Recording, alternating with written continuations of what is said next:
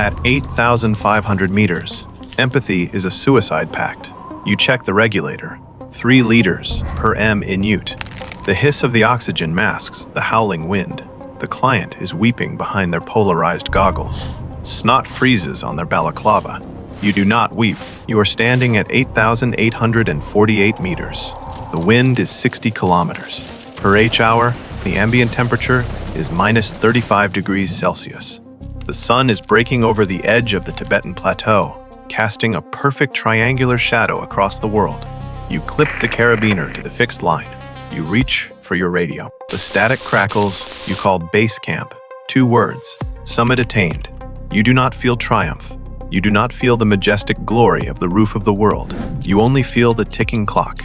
You know the statistics. 80% of fatalities happen on the way down. The descent is where the mountain collects its debts. You turn the client around immediately. You did not start at the top of the world. You started at the very bottom of the rock and ice, and every vertical meter cost you something you can never get back. Level 1, Camp Porter. You are 16. The woven basket on your back weighs 45 kilograms. It is heavier than you are. You wear cheap canvas sneakers. The trek from Lukla to Everest Base Camp takes 8 days for foreign trekkers. You do it in 5. You carry kerosene, heavy folding chairs, and cases of Coca-Cola. You carry the manufactured comfort of the developed world on your spine.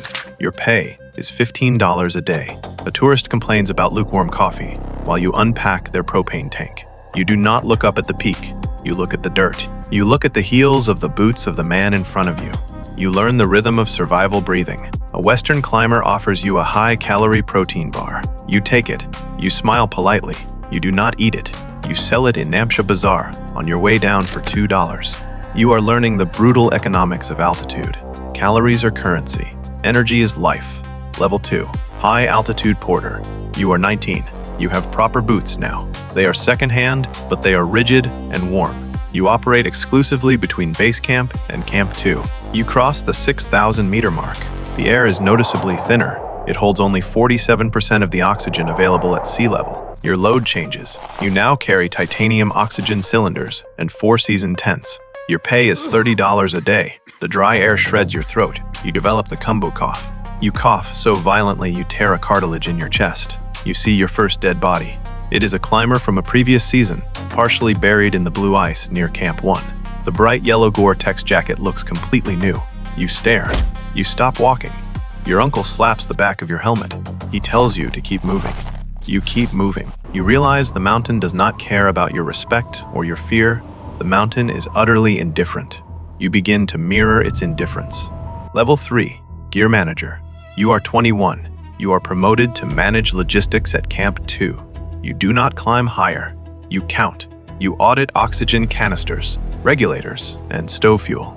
You realize that at 6,400 meters, oxygen is not air. It is life, counting down by the minute. A sudden blizzard traps the team above.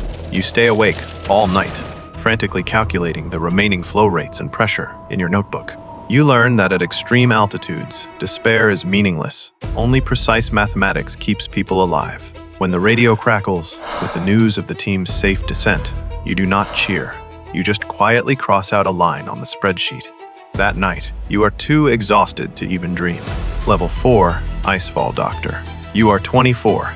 The Kumbu Icefall is a moving, shattered river of ice. It shifts up to a meter a day. Seracs the size of apartment buildings threaten to collapse at any second. The ice groans beneath you. It snaps with the sound of a sniper rifle.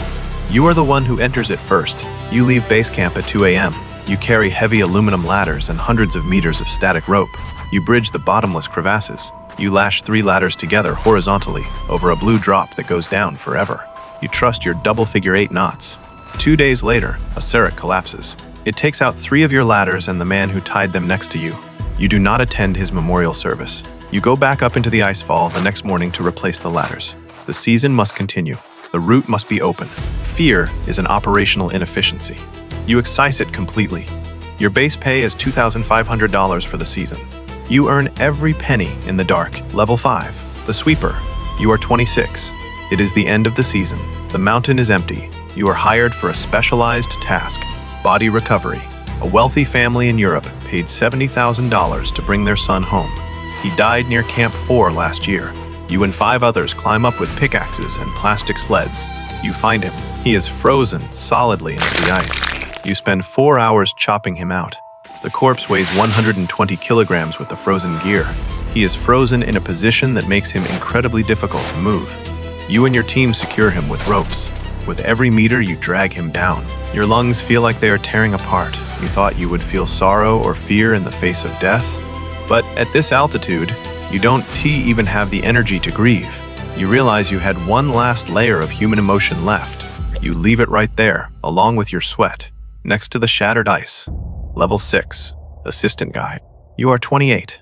You speak fluent English now. You understand the vocabulary of wealthy amateurs. You understand terms like VO2 max, summit bid, and acclimatization rotation. You are assigned to a group of 4 clients. They paid $65,000 each. You are paid $4,000. You monitor their resting heart rates. You zip their sleeping bags for them when their fingers are too numb to function. You are babysitting millionaires in a death trap.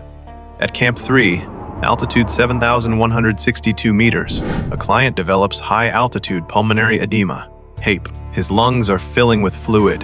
He is coughing pink froth. His lips are dark blue. He begs you to let him rest for just 5 minutes.